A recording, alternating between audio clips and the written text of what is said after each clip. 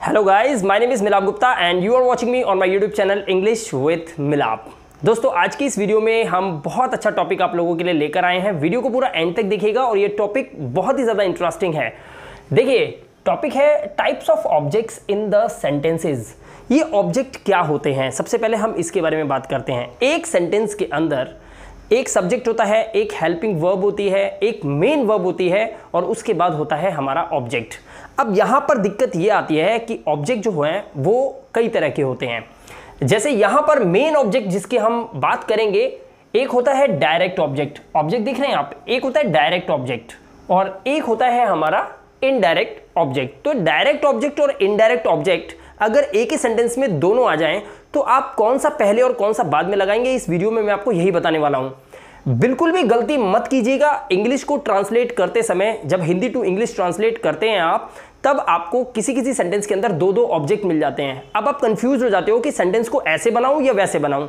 उसके लिए एग्जांपल्स मैं यहां पर लेकर आया हूं, लेकिन सबसे पहले आपको यह समझना है कि डायरेक्ट ऑब्जेक्ट कैसे पहचानते हैं और इनडायरेक्ट ऑब्जेक्ट को कैसे पहचानते हैं। तो सबसे पहले देखिए, डायरेक्ट ऑब्जेक्ट को कैसे पहचानेंगे। डायरेक्ट ऑब्जेक्ट का हिंदी में मीनिंग होता है वस्तु सूचक शब्द, यानी वस्तु से रिलेटेड बात होती है या वस्तु के बारे में बात होती है तो वो डायरेक्ट ऑब्जेक्ट कहलाता है। एग्जाम्पल देखते हैं। यू रीड अ बुक, तुम एक किताब पढ़ते हो। अब इसमें सब्जेक्ट क्या हुआ? सब्जेक्ट हुआ तुम, यू, आप। ठीक है, आप एक सब्जेक्ट हो गया। आप कोई काम करते हो, क्या काम करते हो? रीड करने का काम करते हो, पढ़ने का काम करते हो। और पढ़ते क्या हो? अ बुक, एक किताब। तो इसके अंदर ये हो गया सब्जेक्ट। ये रीड जो है हमारी मेन वर्ब है इस सेंटेंस के अंदर, और अ बुक जो किताब है ये है डायरेक्ट ऑब्जेक्ट हमारा। क्लियर हो गया? एक सेंटेंस और देखिए। दे मतलब वे लोग, दो से ज्यादा लोग, दे अर्नड। अर्न का मतलब होता है कमाना। अर्न जैसे होता है ना, अर्न रिस्पेक्ट, आदर सम्मान कमाना। तो अर्न, दे अर्नड, उन्होंने कमाया, वर्ब की सेकंड फॉर्म। तो ये हमारी मेन वर्ब है। दे अर्नड, उन्होंने कमाया। क्या कमाया? दे अर्नड मनी, पैसा। तो मनी तो होता है ना, ऑब्जेक्ट है ना, एक तरह से देखा जाए तो दुनिया में हम इनको ऑब्जेक्ट ही तो मानते हैं। तो अ बुक और मनी, ये दोनों ही यहां पर हमारे क्या है? डायरेक्ट ऑब्जेक्ट हैं। तो ये हमारा एक डायरेक्ट ऑब्जेक्ट हो गया और ये मनी हमारा डायरेक्ट ऑब्जेक्ट हो गया। क्लियर हो गया? ये वस्तुएं हैं, वस्तुएं सूचक शब्द हो गए। अब यहां पर बात करते हैं हम इनडायरेक्ट ऑब्जेक्ट की। इनडायरेक्ट ऑब्जेक्ट को देखिए, व्यक्ति सूचक शब्द होंगे। ये व्यक्ति से संबंधित, किसी जीवित लिविंग थिंग से संबंधित होंगे। जैसे आई लव यू, मैं क्या करता हूं, क्या काम करता हूं? मैं प्यार करने का काम करता हूं। आई लव, मैं प्यार करता हूं। और प्यार किससे करता हूं? तुमसे। यू, यहां पर ये जो यू है ये व्यक्ति से संबंधित है। अगर मैं बोलूं आई लव हर, अगर मैंने हर का यूज करा है तो आपको भी पता है कि ये हर कोई लड़की है। तो ये एक क्या है? लिविंग थिंग है। तो व्यक्ति से संबंधित हम यहां पर लास्ट में जब यूज करते हैं इनडायरेक्ट ऑब्जेक्ट, उसको कहते हैं। जैसे रोहन स्लैप्ड, रोहन ने थप्पड़ मारा। किसको मारा? रोहन ने थप्पड़। रोहन स्लैप्ड मी, मुझे मारा। ये हमारा मी क्या है? ये हमारा इनडायरेक्ट ऑब्जेक्ट है, क्योंकि ये ऑब्जेक्ट पार्ट में लगा हुआ है, ये ऑब्जेक्टिव पार्ट में लगा हुआ है। Subject, main verb, objective part, subject, main verb, objective part. तो ये भी ऑब्जेक्टिव पार्ट में है, ये भी ऑब्जेक्टिव पार्ट में है। लेकिन यहां पर बुक और मनी की बात हो रही है जो कि वस्तु से संबंधित है, और वहां पे यू और मी की बात हो रही है जो कि इनडायरेक्ट ऑब्जेक्ट है और व्यक्ति से संबंधित है। तो यहां पर आपको एक चीज तो क्लियर हो गई कि मेनली मोटा मोटा इस वीडियो में आपको यह पता चल गया कि ऑब्जेक्ट दो तरह के होते हैं। एक होता है डायरेक्ट ऑब्जेक्ट जो वस्तु से संबंधित, और एक इनडायरेक्ट ऑब्जेक्ट जो कि व्यक्ति से संबंधित। अब यहां पर समझने वाली बात क्या है? समझने वाली बात यह है कि एग्जाम्पल अगर हम बनाते हैं, जैसे सेंटेंस है, उसने मुझे एक सेब दिया। अब इस वाक्य के अंदर मैं आपको पहले ही बता दूं कि एक डायरेक्ट ऑब्जेक्ट भी है और एक इनडायरेक्ट ऑब्जेक्ट भी है। लेकिन जब आप इसकी इंग्लिश बनाओगे तब आपको पहले डायरेक्ट ऑब्जेक्ट लगाना है या पहले इनडायरेक्ट ऑब्जेक्ट लगाना है, यही इस वीडियो का मेजर पॉइंट है जो मुझे आप तक पहुंचाना है। ठीक है, तो सबसे पहले हम देखेंगे यहां पर हमारा सब्जेक्ट क्या है। उसने मुझे एक सेब दिया। मुझे सेब देने का काम कौन कर रहा है? उसने मतलब वह। अब वो लड़की है तो मान लो हम क्या लिखेंगे? उसके लिए हम लिखेंगे शी। तो हमने यहां पे लिखा शी। उसने क्या करा? उसने क्या काम किया? देने का काम करा। तो वर्ब की सेकंड फॉर्म लगाएंगे हम, शी गेव। अब यहां पर हमने लगा दिया शी गेव, उसने दिया, उसने दिया, क्या दिया, व्हाट, क्या दिया, एक सेब दिया। ये देखिए, किसे दिया, मुझे दिया, मुझे। तो ये हमारे दो जो अंडरलाइन मैंने किए हैं ये हमारे ऑब्जेक्ट्स हैं। अब हमें यह पता करना है कि कौन सा डायरेक्ट है और कौन सा इनडायरेक्ट है। अब आप खुद ईमानदारी से बताना कि वीडियो आपको समझ आ रहा है कि नहीं आ रहा है। बताइए, सेब हमारा इनडायरेक्ट ऑब्जेक्ट है या डायरेक्ट ऑब्जेक्ट है? आप ही बताइए, आप ही बताइए मुझे। हमारा ये जो सेब है, एक सेब, ये सेब जो है ये हमारा डायरेक्ट ऑब्जेक्ट है या हमारा इनडायरेक्ट ऑब्जेक्ट है? बताइए। पता चल गया ना, ये हमारा डायरेक्ट ऑब्जेक्ट है क्योंकि वस्तु है, सेब एक वस्तु है। तो एक सेब ये हो गया हमारा डायरेक्ट ऑब्जेक्ट, और मुझे जो कि एक व्यक्ति से रिलेटेड है ये हो गया इनडायरेक्ट ऑब्जेक्ट। ठीक है, तो पहला रूल ये कहता है कि सबसे पहले हम इनडायरेक्ट ऑब्जेक्ट को लगाएंगे। सबसे पहले हम किसे लगाएंगे? इनडायरेक्ट ऑब्जेक्ट को, यानी कि हम whom को प्रेफर करेंगे नंबर 1 पे और what को प्रेफर करेंगे नंबर 2 पे। ये बात आपको याद रखनी है। whom को, whom किसे दिया? मुझे।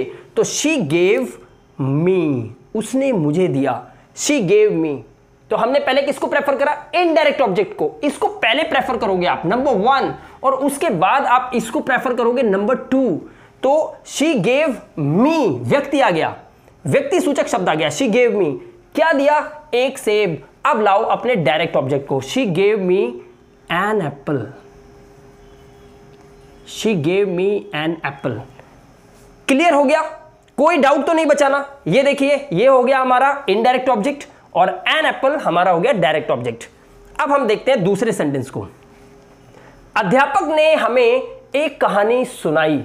अब देखो यहां पर अध्यापक ने सुनाई, आ ई ए का साउंड आ रहा है, पास्ट इंडेफिनिट टेंस का रूल है और ये हमारा अफर्मेटिव सेंटेंस है जिसमें नहीं का प्रयोग नहीं होता। मैंने अपनी प्रीवियस वीडियो लेक्चर्स में आपको बता रखा है, जो कि प्लेलिस्ट में सभी टेंसेस की वीडियोस एक एक करके आप जाकर देख सकते हैं। उसमें पास्ट इंडेफिनिट की वीडियो है जिससे रिलेटेड ये सेंटेंस है। अध्यापक ने हमें एक कहानी सुनाई। अध्यापक ने, तो हम क्या लिखेंगे? The teacher. क्या लिखेंगे? The teacher. द टीचर, अब उसने क्या काम करा? टीचर ने सुनाने का काम करा। द टीचर टोल्ड, टीचर ने सुनाई, टोल्ड का यूज करते हैं टेल की सेकंड फॉर्म का। The teacher told. अब देखिए, किसे सुनाई? हमें सुनाई, हमें सुनाई। क्या सुनाई? एक कहानी। तो बस बिल्कुल सिंपल है। आज के बाद आप गलती नहीं करोगे अपने सेंटेंसेस को इंग्लिश में ट्रांसलेट करते समय। द टीचर टोल्ड अस, हमें। सबसे पहले आप क्या लगाओगे? व्यक्ति सूचक शब्द।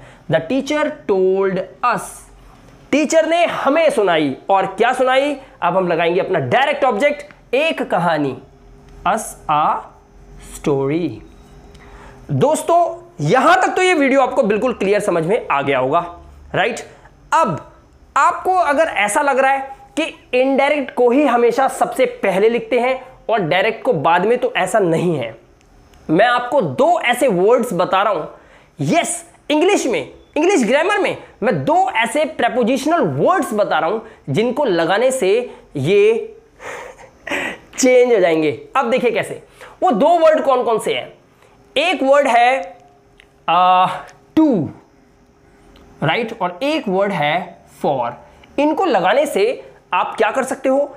इन दोनों की पोजीशन को चेंज कर सकते हो सेंटेंस के अंदर, तो बिल्कुल भी गड़बड़ी नहीं होगी। समझ लो कैसे। पहला सेंटेंस क्या लिखा था? She gave me an apple. अब हमें क्या करना है? इसको वहां ले जाना है, एन एप्पल को यहां ले जाना है और मी को वहां ले जाना है, राइट? कैसे बनाएंगे? पहले लगाएंगे शी गेव, उसने दिया, राइट? तो पहले हम कैसे लिखेंगे? मैं एक पेन चेंज कर लेता हूं, एक पेन चेंज कर लेते हैं, अच्छा रहेगा, आपको समझने में थोड़ी सी आसानी रहेगी, राइट? अब देखिए कैसे लगाएंगे। ये है 1, ये है 2, तो सबसे पहले हम करेंगे आंसर 1, ठीक है? अब देखिए शी गेव, तो पहले हम लिखेंगे शी, उसके बाद हम लगाएंगे गेव। शी गेव, उसने दिया। अब क्या करेंगे? शी गेव एन एप्पल, क्या लगाएंगे हम? An apple. पहले डायरेक्ट ऑब्जेक्ट को लगा रहे हैं हम।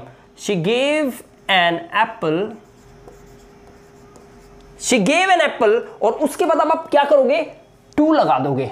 क्या करोगे? She gave an apple to, और किसे? मी, मुझे। अगर आप ऐसे लिखें तो भी ये सही है, ध्यान रखिएगा। यहां पे आपने टू लगाकर और क्या करा, डायरेक्ट ऑब्जेक्ट को पहले लगा दिया, इनडायरेक्ट ऑब्जेक्ट को बाद में लगा दिया। अब दूसरा सेंटेंस देखते हैं, तो हम लिखेंगे आंसर टू यहां पर। अब हम इसे समझ रहे हैं, ठीक है। देखिए, द टीचर टोल्ड, तो पहले लिखेंगे द टीचर टोल्ड। अब हम क्या करेंगे, अस को ले जाएंगे यहां पर और स्टोरी को ले जाएंगे इधर। The teacher told a story, the teacher told a story to us. इस तरह से the teacher told a story to us, इस तरह से आप इस सेंटेंस को बना सकते हैं टू लगा के। आप चाहें तो फॉर लगा के भी एग्जाम्पल को समझ सकते हैं। इसके लिए मैं आपको यहां पर एक छोटा सा सेंटेंस दिखाता हूं, बड़े ध्यान से देखिए फॉर लगा के कैसे बनेगा, ठीक है। मान लीजिए मैंने बोला, क्या तुम मेरे लिए एक कप चाय बनाओगे, क्या तुम मेरे लिए एक कप चाय बनाओगे, तो कैसे बनेगी English, will you make me a cup of, will you make me a cup of T, ये बना दिया।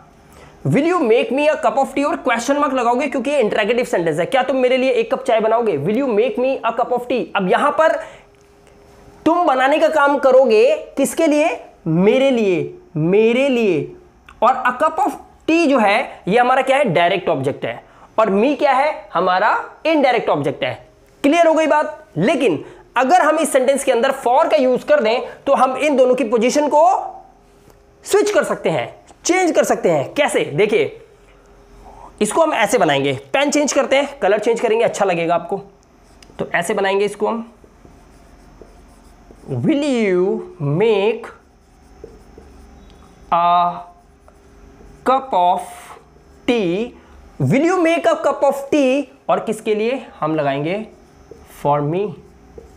Will you make a cup of T for me, क्या आप मेरे लिए एक कप चाय बनाएंगे। दोनों ही सेंटेंस बिल्कुल करेक्ट हैं और ये आपको आना चाहिए। और आई होप कि इस वीडियो के बाद, आज के बाद कभी भी आप डायरेक्ट और इनडायरेक्ट ऑब्जेक्ट के अंदर गलती नहीं करेंगे।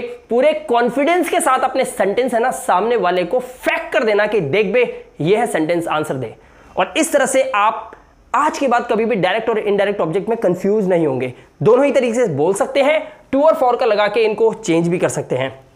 दोस्तों वीडियो कैसा लगा बिल्कुल बताइएगा कमेंट बॉक्स में कमेंट करके, और वीडियो को एक लाइक तो बनता है अगर वीडियो इस लायक है तो। और चैनल पे पहली बार आए तो सब्सक्राइब जरूर कर लेना, क्योंकि मैं आपको बार बार कह रहा हूं ऐसे छोटे छोटे धमाकेदार टॉपिक्स लाता रहूंगा आप लोगों के लिए। बहुत जल्द मिलूंगा अगली वीडियो में, तब तक के लिए अपना ध्यान रखिए, सुरक्षित रहिए। Thank you very much and have a good day.